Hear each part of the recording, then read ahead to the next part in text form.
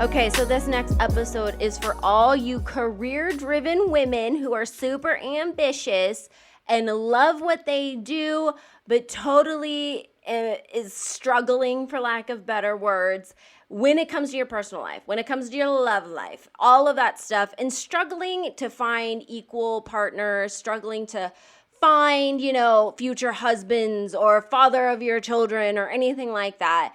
I interviewed Bex Burton. She is a love coach, and before y'all get a certain way about the word love coach, okay, we actually dive into some pretty solid, tips and info and some things that hopefully y'all consider if you were, kind of not so great in this area of your life. Like, you're the person who has your career under control. You know what you want. You have some friends. You have a good social life, friends, family, all that kind of stuff. But the love life situation, you just keep running into you're finding more trash than treasure, all right? To be totally honest with you. So listen to this episode and let us know what you think. There's definitely some good nuggets of thoughts. Hey, Slay Nation, we are back with another episode of the So She Slays podcast. I'm your host, Heather.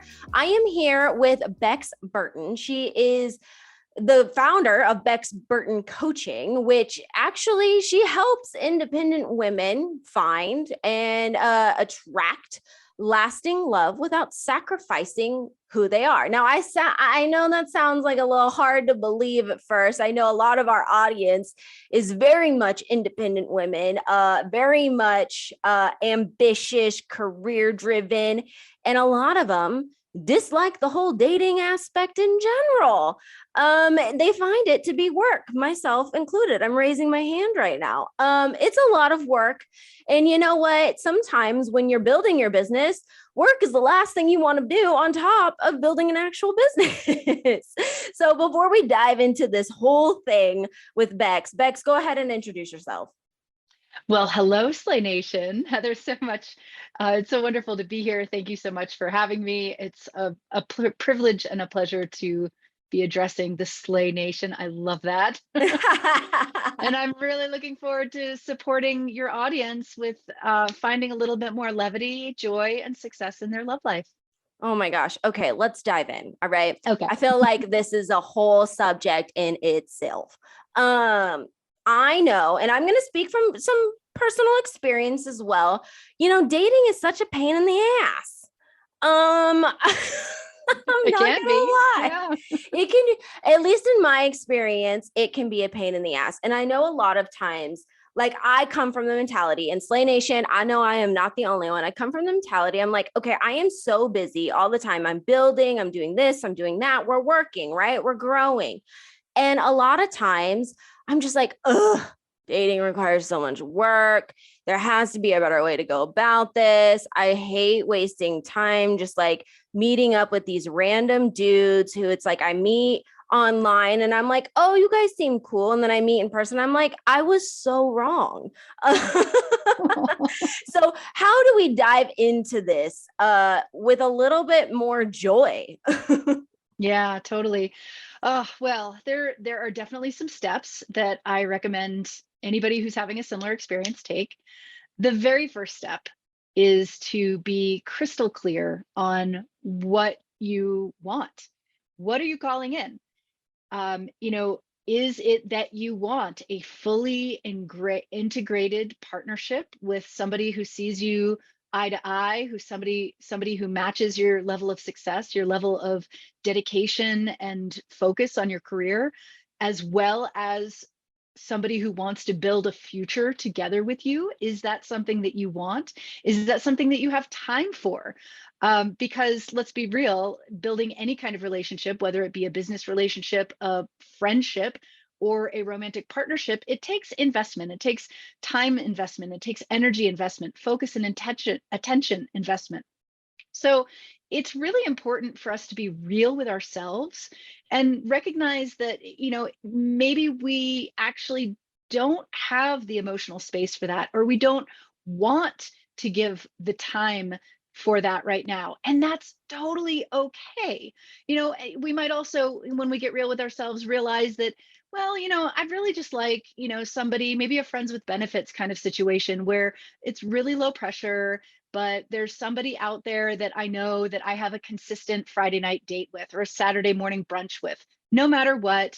And maybe we take a week off here and there. Maybe we have just a schedule where we have 3 dates every month and I can just rely on that. And we get busy, we have some fun, we satisfy each other's needs, but there's really no pressure to build a future or talk about marriage or have kids.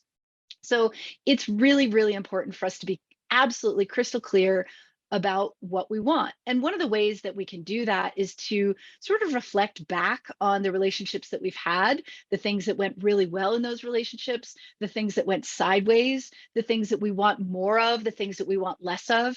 And I have all of these systems in the work that I do set up with like worksheets and little reflection practices that we can, go over. But without that clarity of vision, then it's like shooting a bow and arrow at an open cornfield, without a target. You're just shooting arrows, hoping something will land, but without really knowing what exactly you want. You're gonna find something, but it may not be what you want. Yeah. No, I completely agree because I had to kind of have this journey and this like for real talk with myself too, because I am guilty of using work as an excuse not to like go into dating or to do anything like that. And I don't think work, I mean, sometimes I think there are space and time for dating and all of that kind of stuff. And sometimes you just don't have it, right? Sometimes Right. you just don't Absolutely. have it. Sure. But then And there's other as you're times saying, sometimes it's a choice. Like you're sometimes saying. it's a choice. Exactly. Yeah. But I think too, really being honest with where you are in that place in your life. Because I find that you're just not gonna attract or even want to attract the people who want lasting and serious and weddings and all of this if you yourself aren't exactly sure that that's what you want. And I even think that subconsciously, you even end up picking the people who don't want that, right? And then you end up picking like the assholes or like the for all intensive purposes F boys. Yeah. So it's just like, and then you cause yourself even more headache and that kind, and it becomes even more of a mental drain. So it's like, Right. I think really establishing what you want as far as that partner is huge in the Yeah. process. Absolutely. In my own journey, I had 3 long-term I'll put in air quotes, long-term relationships spanning 2 to 2.5 years. I had 3 of those over the course of a decade, and they all ended the very same way, where I felt like I was growing out of the relationship. My partner couldn't keep up. I was getting bored, suffocated, felt trapped in the relationship. So I would get to a point where I had not expressed any of that emotion. And I would just hit a point where I would flip the table and walk out of the relationship. I would say horrible things like, I don't love you anymore. I never did. Or this just isn't working out for me. Bye. Things like that. And then after that happened the third time to this really sweet, decent, good man, I realized, okay, I'm the common denominator in this pattern. This has happened 3 times with 3 very different men. So I must be the one in the middle of this conundrum, right? So I really had to take a serious hard look at why I was putting myself in content in the running for relationship in the first place. Why was I seeking relationship? Because on the other end of the coin, we could have the person who's just chasing relationship for the sake of being in relationship. But then we get into these situations that are not aligned, and if we don't know how to express our needs, or we don't know how to express our desires, our wants, and communicate, then we're going to end up in this kind of, being pressed under the thumb of the relationship kind of feeling where we just have to run. Or for some of us, we need to like lean in and fix and do more. It depends on what our attachment style is. But after that third breakup, I really recognized that I was seeking relationship for validation. And so I entered into a period of saying, I'm going to date myself for longer than my longest relationship. And again, my longest relationship at that time was only about 2.5 years. So I was setting out to be a single person for 3 years. Now, I modified this game that I was playing with myself. So I modified it to date myself. I modified it then to date my city. I modified it again to date men, but without the intention of getting into relationship, just date for the sake of dating, to date for the sake of practice, not for practicing of getting into a relationship or doing the right thing, but for the practice of understanding myself, my own patterns, my own triggers, my own needs, wants, and desires, practicing communication. And so I was in that dating for practice for, I don't know, I'd say about just shy of 2.5 years. I was right about at my limit. And I met this amazing guy who looked good on paper. We dated for a bit. He was like studying to be a neuroscientist. He was an Dang. international, I mean, he was Persian. He was like so smoking hot. He was everything that I thought I wanted in my next relationship. And as it turned out, he was not interested in being in relationship. And it was interesting because that semi-relationship, that situationship that I had with this man for, I think we were together for probably about 6 months, but we weren't really ever together, you know, because we were having so much fun, because we were getting busy, you know, my feelings towards him started to intensify and my needs started to change. I realized, like, I really like this guy. I would be very interested in having a relationship with him. And allowing myself to bring that to the table, you know, he met me with, that's not what I want. And instead of having some kind of emotional reaction or vilifying him, making him the worst person on the face of the earth because he didn't want to be in a relationship with me, I decided, cool, our needs are different. We don't want the same thing. So I'm going to release you with blessing, wish you the very best in your in your love, in life. And I'm going to go and do my own thing and go possibly seek a relationship that I think I might actually be ready for. And he was like, oh, great. So we can still, you know, get together and have fun, right? And I'm like, no, the whole point of me saying no to this is that I'm saying yes to what is now real for me, that I think I'm ready for a relationship. Mm. Kid you not, within 3 months of saying goodbye to what I call the 80% man who had 80% of what I wanted, but that missing 20% was the commitment, the integration, the co-created future together. Within 3 months of releasing him, I met the man who's now my husband. And that was Oh my 11 years ago. goodness. Yeah. Wow. Okay. So there's obviously intention there. Yep. And that I would be know. the second thing is, you know, having the clarity of what you want, but then also having the intention with the people that you're meeting.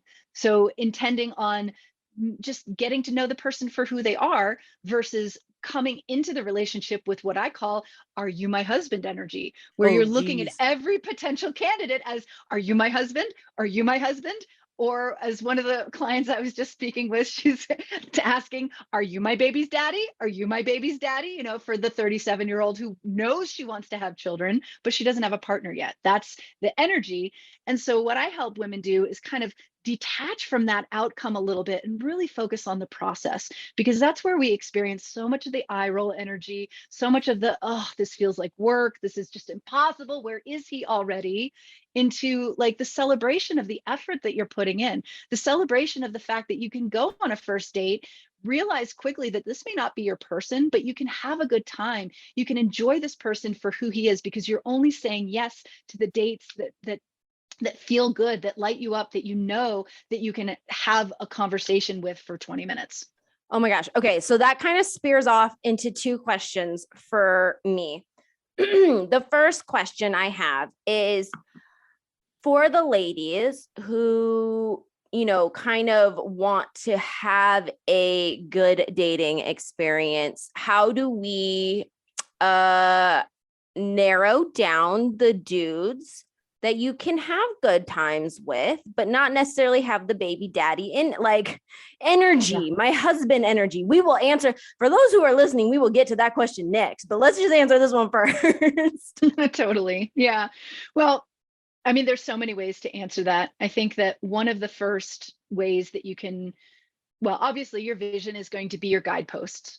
And there's a number of different ways of outlining your vision, but I like to include the feelings that you want to feel with the person that you want to date. So it's not just about that he's, you know, financially stable and he's emotionally sound and he's done some inner work and this and that and the other. Those are great, but you also want to have a clarity of how you want to be, how you want to feel, how you want to be treated, how you want somebody to listen to you.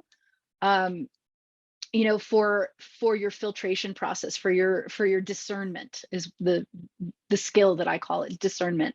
So, online dating, I know that there's a lot of emotion wrapped up in online dating. There's a lot of viral energy around online dating, but yet again, people are meeting and falling in love through online dating platforms every single day, every single hour of every single day. So it is still one of the most popular and effective ways of meeting new people. However, I don't recommend that be your only strategy. And I have so many other tips on avoiding dating burnout with your online dating practices, but we'll It's a get to that in a thing. minute. Dating burnout is a It's thing with totally online. a thing. There's a fatigue. Fatigue is I a know. thing. I know, because we're doing it wrong. I mean, I'll talk about that in a second. But as far as the discernment, I think having your vision really clear, having the feelings that you want to feel really clear, you can begin to filter out people. And listen, here's the thing: there are some coaches that are going to say that abundance is your best friend, and you want to have as many dates as possible. And I call bullshit on that. I honestly don't think that you need to have a ton of dates lined up to meet the right person. I think Oy. that you need to be really discerning with who you say yes to, but it's a fine line, right? Because, and I talk about this in terms of like your energetic belt. Like if we've got a belt that our energetic belt is like way too loose, then we're going to be saying yes to every bozo that sends you a hi or hey online.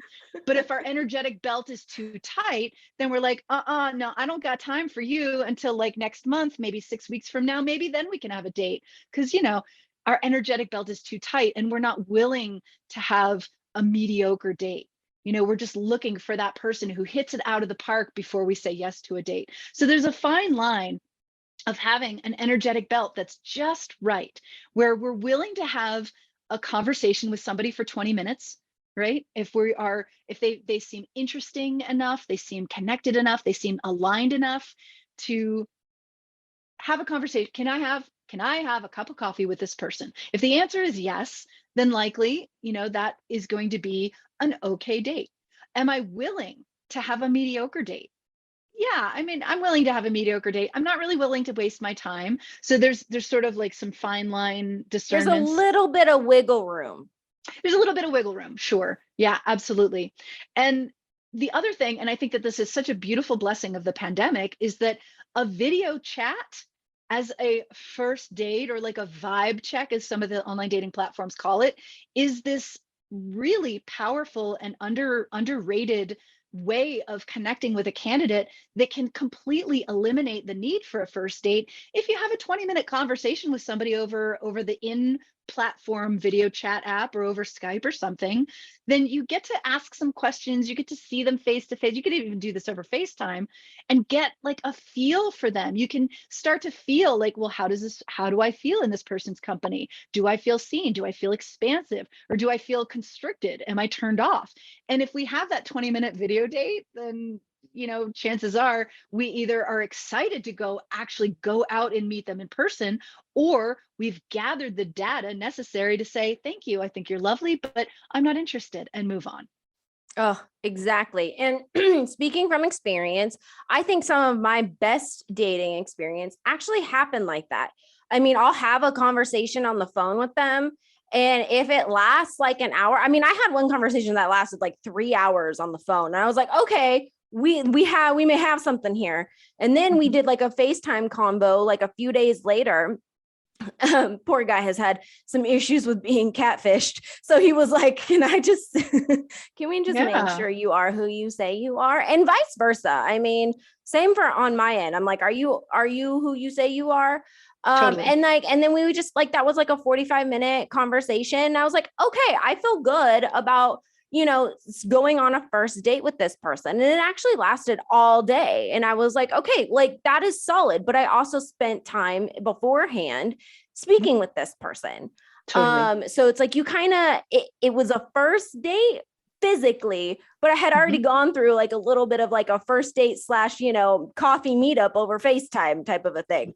Yeah. So, and I always go into things with like, no pressure or anything like that. It's just like, can I have a drink with this person? I'm like, Exactly. I live in LA. There's so many like places you can go and explore, so many new bars or coffee shops or whatever. And I'm like, cool. Like, I want to go try out this bar. Do you want to like meet me here for a drink? Like, it's an excuse to go check out a new bar and like maybe have a good conversation and a drink. Like, that's it. Yeah, absolutely. So I definitely love that. What we mentioned a little bit earlier too about like getting into like how to figure out like these steps to take and, you know, all of that. Can we elaborate on that?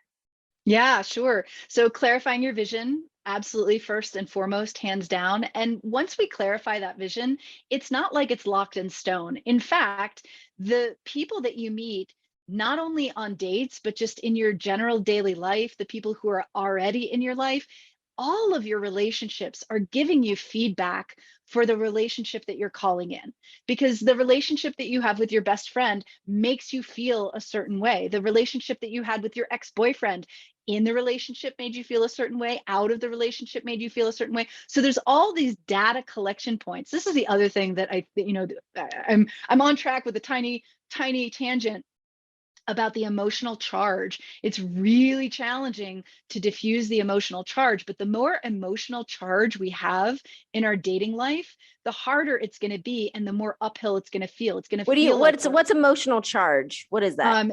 Great question. So when I talk about emotional charge, I'm talking about, well, at the very basic, again, I'll say it, the eye roll energy, where, you know, you're on your online dating platform, you're checking out your inbox and you got somebody sending you a hey, a one word message, right? And like, how much do we hate that? Oh my gosh, I roll every single time. Right, absolutely. And therefore you're building up this emotional charge. Or, you know, maybe you're talking with a guy and like you're texting back and forth for like 2 weeks and he still hasn't asked you out. And maybe you're dropping the hanky left and right saying, hey, if you were going to ask me out, I would absolutely say yes. What's the plan? And he still doesn't ask you out or something like that. I mean, that's like a really extreme example, but as we're, you know, in that and allowing that to continue, we're building up more emotional charge. We're getting angry, we're getting annoyed, we're getting frustrated, we're vilifying the candidate, the person on the other end. And the more that we're building up that kind of energy, we're getting further and further away from love. So part of the work that I do is helping women create loving energy, not only towards themselves, but towards the process. There's actually 4 core relationships that we work on in the work that I do: the relationship with self, the relationship with men, and I'm again speaking specifically to the het set, heterosexual women, those who identify as women who are calling in a, a man, relationship with self, relationship with men, relationship with relationships or love in the first place. So many of us are like, oh my God, if I'm in a relationship, I have to sacrifice my freedom. I can't do what I want anymore. Ooh. So we got to switch that mindset. And then the relationship with the process. And a lot of this emotional charge that I'm talking about is our relationship with the process of calling in a partner. So back to steps. Now, we were talking about steps and I went on a bigger tangent than I had intended. But after we clarify our vision, we want to get into what I call the tuning phase. So the tuning is where we tune our heart to the frequency of love. And that's where we address these 4 core relationships.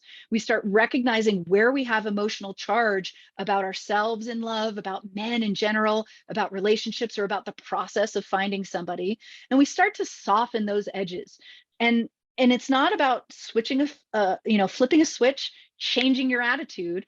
It's about a deeper exploration of why we have these emotional charges in the first place. So much of it has to do with our early childhood upbringing, our family of origin systems, what role we played in our family origin, and any inner work that we've done to heal that. If there hasn't been any inner work done, then we spend a lot of time in that tuning phase.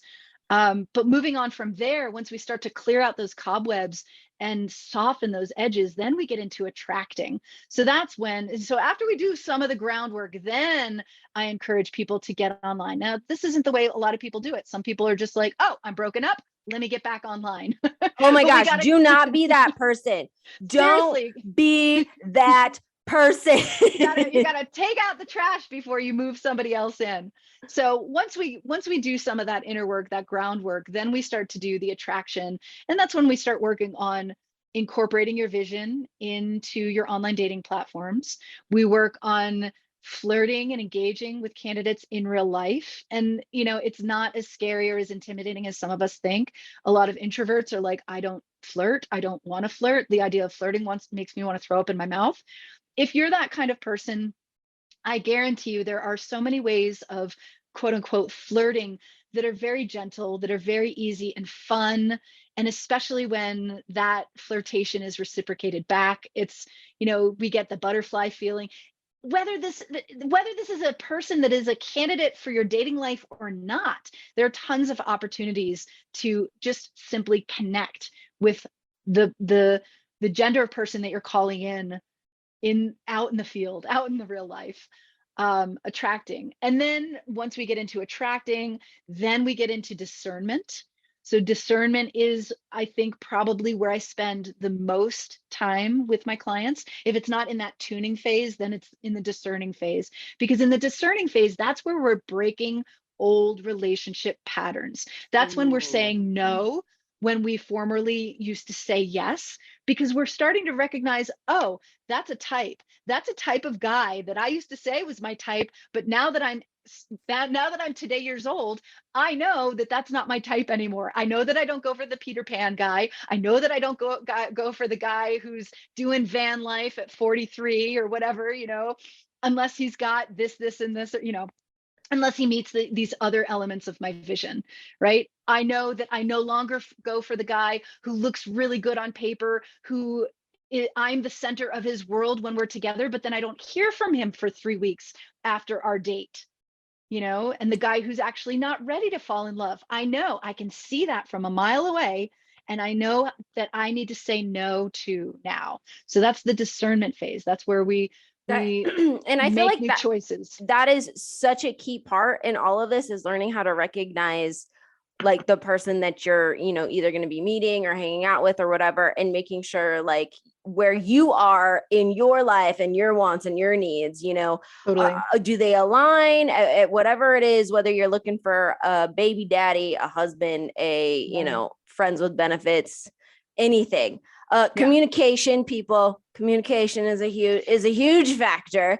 But I want to, before we even go into that, I want to kind of talk about the women who are of a certain age and they're like, I want kids, I want to get married, I want to do this stuff.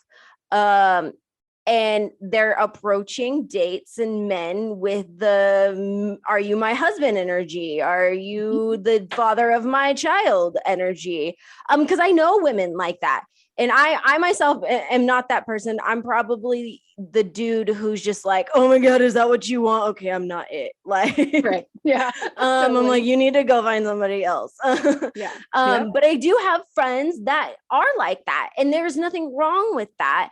But I do find that it's a little harder too for them in dating, because they do come in with that energy. And I almost think sometimes it self-sabotages it, or they end up settling too for men that aren't exactly who, as friends or family or anything like that, you would look at and be like, is that really what you want though? Yeah, totally. Yeah, no, it's such a great question and a really important topic.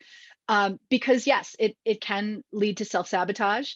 And I would argue that there's no faster path to dating burnout than coming in with, are you my husband or are you my baby daddy energy?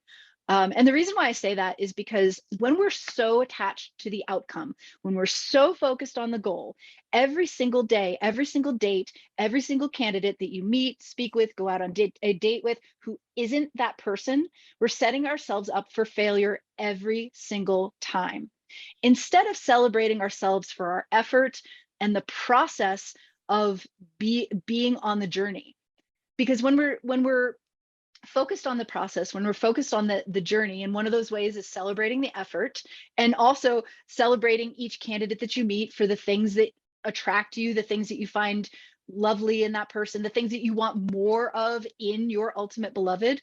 Those are the things that are going to sustain you and keep you going, because you can track back and say, oh, wow, the quality of candidates that I've been dating has drastically improved over the last 2 months. Or, so many other benefits of focusing on the process.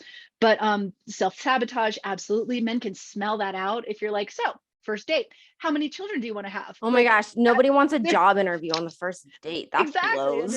there's no better way to like turn a man off. Um, Or even a Now, woman, okay? Like, because even absolutely. from my perspective, when it comes in with a job, and I will not even like, because I don't want kids. And so when I find somebody who's like, oh, I want kids, I'm like, ooh, wrong person. Like, Yeah. we can finish Yeah. this drink, but like, this isn't going anywhere.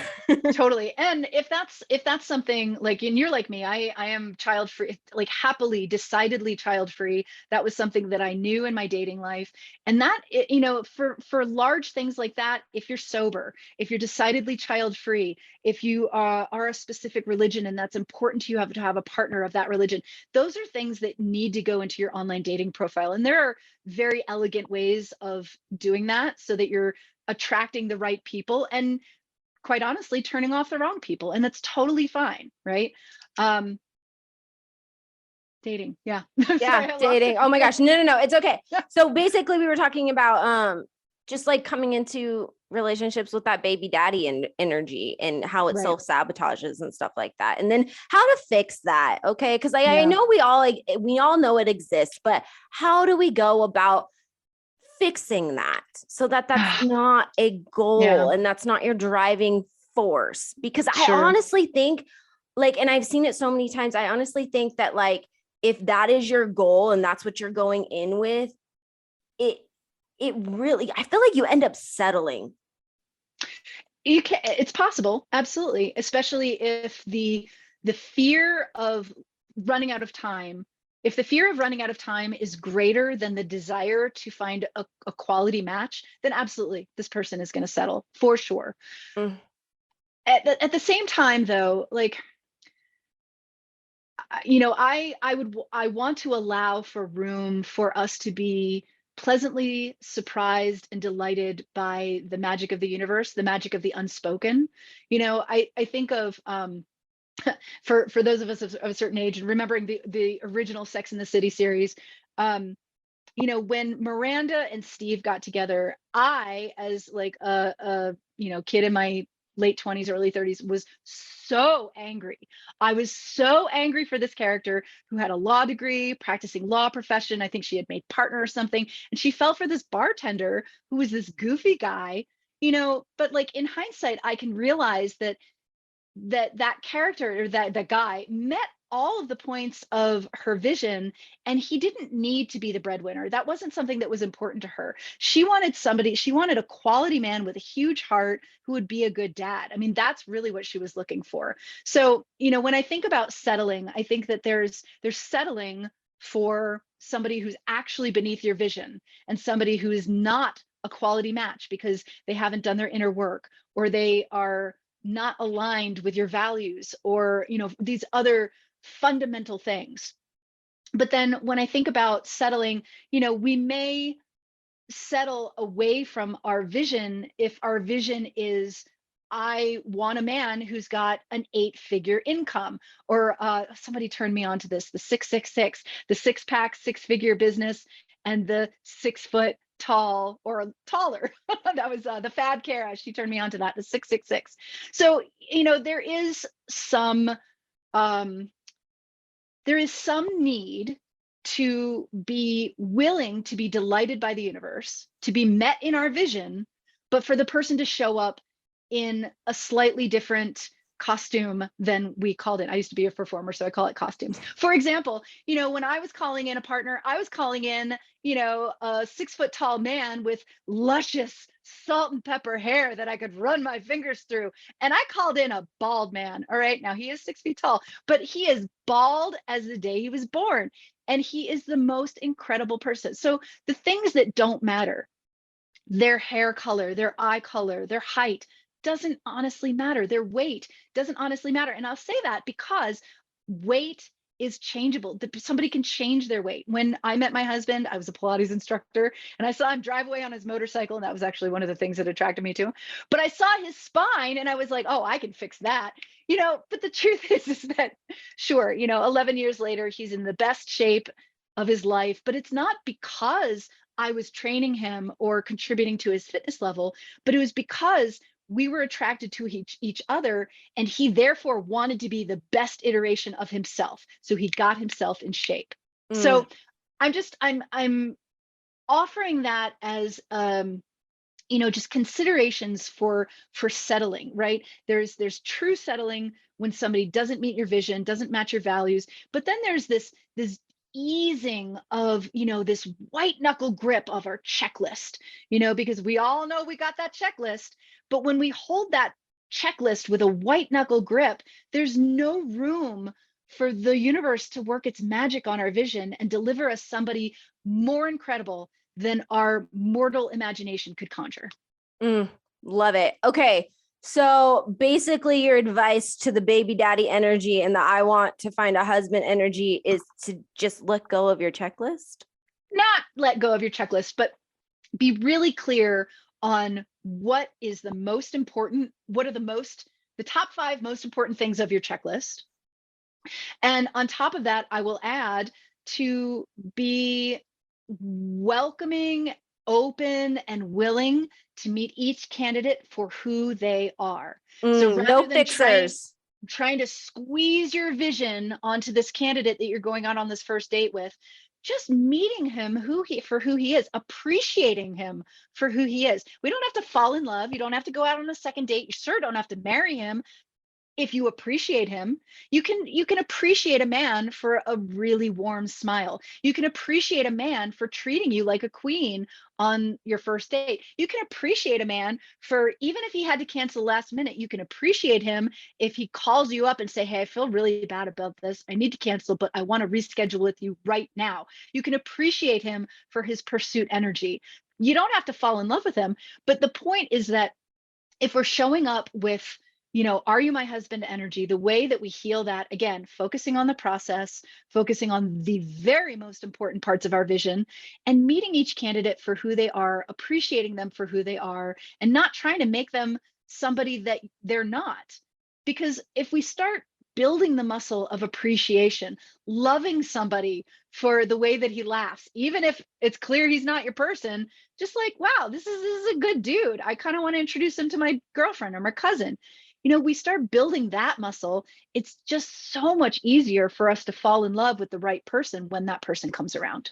Okay. To wrap up this a little bit more, my last question to you are the top tips towards fixing the, I would say, most popular mistakes women are making when it comes to this subject. So good. Well, first of all, I'm going to push back on your fix because nothing is broken. Nobody's broken. So we'll just heal or up our game. But yes, the top, and again, I even hesitate saying mistakes, but it's the ways that we fall, the ways that we get stuck, the ways that we get in our own way, for sure.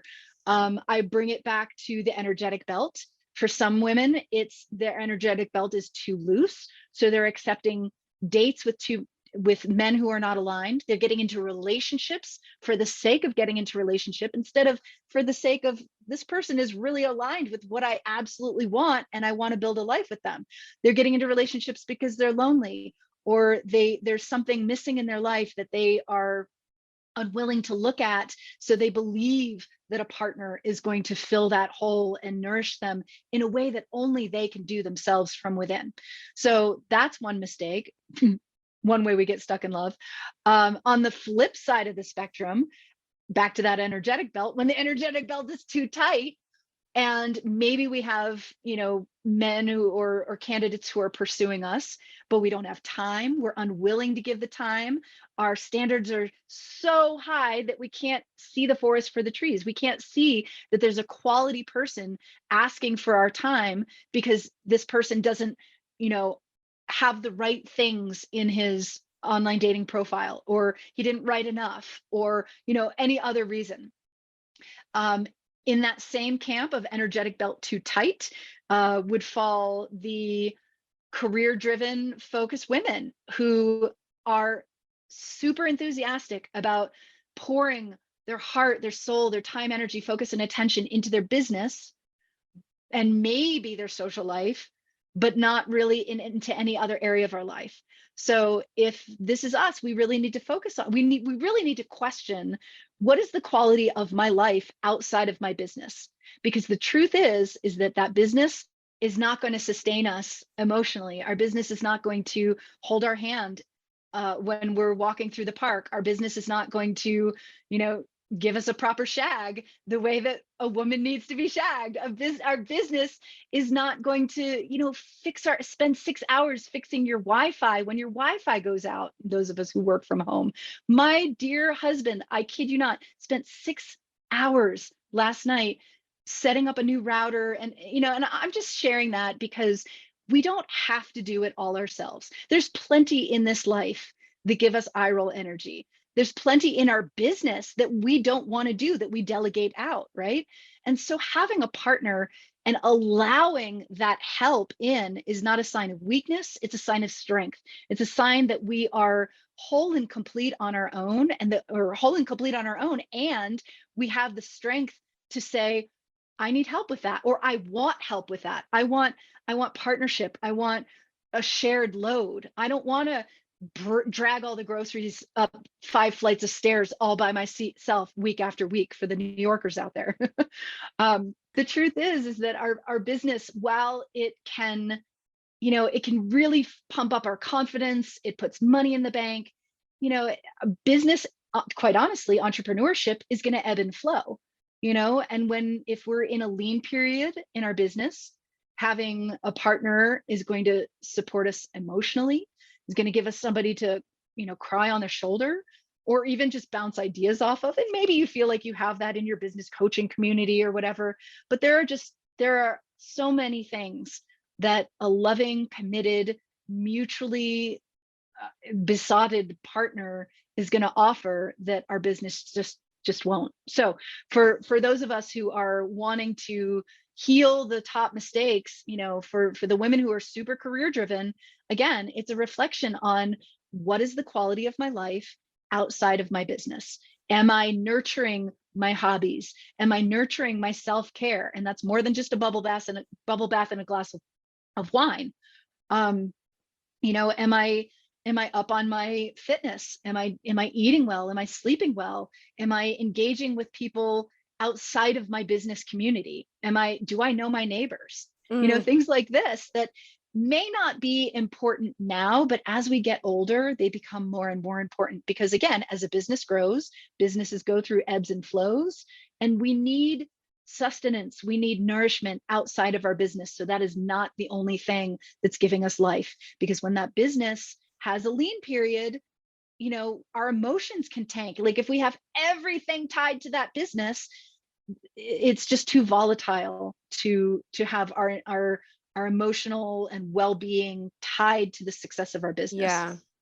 So where can people follow you and get more tips on this subject? Yeah, absolutely. So I am on Instagram as Love Coach Bex. That's BEX, like T-Rex. And I have a website, bexburtoncoaching.com. And listeners can go visit my website and get a download that teaches them 6 essential skills that independent women need to attract and grow equal, healthy relationships. Equal, y'all, equal, Slay Nation. Thank you so much, Bex, for joining us. I really appreciate our convo today. And I hope, Slay Nation, you're walking away with some little nuggets of thoughts that maybe you can start asking yourself. If you are experiencing any or all of the above, of which we just talked about when it comes to your personal life. So until next time, Slay Nation, thanks for listening.